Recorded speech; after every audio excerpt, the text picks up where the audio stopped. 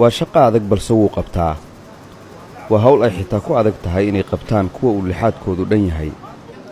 daadir wuxuu sannado badan xirfaddan samaynta mootooyinka ka biilayay laba xaas oo u dhaxa iyo ubadkooda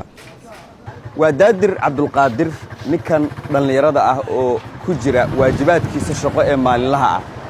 daadir waxa uu dirayaa oo uu qirayaa in lixaadka oo keliya aan naafo laga noqon balse curyaannimada dhabtaa ay tahay qofku waxa uu aamino waxa uu sidoo kale uu farriin u yahay dhallinyaro badan oo lixaadkooda uu alla dhammaystiray haddana cududaar ka dhigta waxyaabo aan markaasi suurtagal ahayn iyo waddanka shaqa kama jirto marka waxaan rabnaa inaan kala sheekaysano daadir nolol maalmeedkiisa iyo isagoo oo ma aragtay runtii aad u jeeddaan naafa ah in haddana uu hayo mid ka mida shaqooyinka ugu dhibta badan oo ah in bir laga shaqeeyo qofka oo mootada ka ilaawda isoo wacda marka fadhigiisa ugu taga dibaa ka khaldan dibka oo saxaa dibka waxaan ka qaataa qofka lugihiisa qabo $15 $10 kii oo naxariisanayo laakiin ninka curyaankan mootadiisna asiin marka ay leedsanta waa isoo waca waa u taga asiina waxa ii garto aan ka qaataa doobaxiinin waa iska dhaafaa anigii isku hal inta badan laakiin curyaaminta u shaqeysaa Soomaaliya curyaaminta u shaqeeyaa badanaa curyaaminta u shaqeeyaa shaqadan gorma bilow yaa shaqadan barashadeeda iyo gorma bilow shaqadeeda barashada dibka iyo motorka alxamdulillah shaqadeeda barashada dibka iyo motorka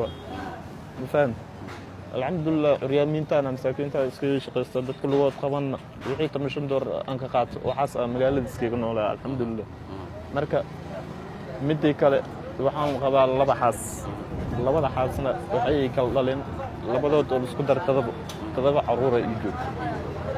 alxamdulillah adduunka saasaan ku joognaa marka qof kasta marka mootada soo laado way soo bacda booskooda uu taga kii garaashka uu maadan waa ka garaashka uu sameeyna aniga shaqeynaa ilmeyga noloshadooda shaqada aniga shaqeynaa loo moodsanay wax barashada kulli shaqadeeda laan ku dhigtaa qof aniga oo maanta oo aan toogsado ma jirto shaqadeeda dhididka balaanka aan soo dhig aan ku mootiyaa cayaad ayuub abshir oo ka mid ah dhallinyarada naafada ee Muqdisho iyo daadir waa saaxiibo isaga oo loo cilad bixinayo mootadiisan ayaan goobta kula kulmay ani saaxiibaan ku shaqale farsamada mootada waa nin saaxiibaan oo ku naafoobay dabeesha marka asxaab ayaan ahayn wuxuu u sameeyay dadka naafada mootooyinka ka halaabay waa nin shaqaysto dacmiisa ku shaqaysto maadaama lugihiisa leeyahay dhul dhacan ayuu u yahay dacmo ku shaqaysto maxamed aadan waxa uu ka mid yahay dhallinyarada aaminsan in ay wanaagsan tahay dhiirigelinta loo sameynayo dadka qaba baahiyaha gaarka ah arrintan naafada waxa weeyaan waa arrin u baahan in la taageero anoo ku hadlay afka dhallinyarada Soomaaliyeed waxaan maaragtay soo dhaweynaynaa barnaamijyadan hadda aad duubaysaan bulshada Soomaaliyeed waxaan ugu baaqaynaa haday tahay jaaliyad haday tahay maamulada dalka ka jiro in la garab qabto dhallinyarada saan oo kala oo howlaha fiican hayo oo ummadda maaragtay waxa weeyaan ummadooda ka mid ka ah ee muujinaya